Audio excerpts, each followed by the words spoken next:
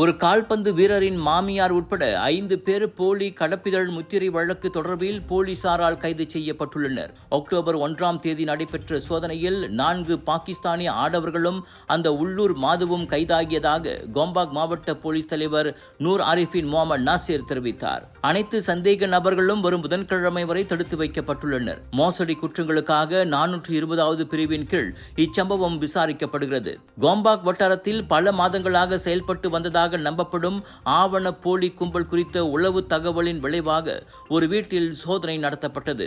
அதன்போது Pakistan, Indonesia, Malaysia போன்ற நாடுகளின் அதிகாரப்பூர்வ முத்திரைகள் கைப்பற்றப்பட்டன. இவை பயண ஆவணங்களை போலியாக உருவாக்க பயன்படுத்தப்பட்டதாக போலீஸ் சந்தேகிக்கிறது.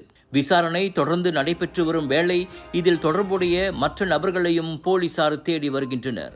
விலையோ மலிவு, செலவோ குறைவு, தரமோ உயர்வு, மனமோ நிறைவு. மக்களின் தேர்வு என்ரிகோஸ் முழு ஆடை சத்துள்ள பால்மாவு.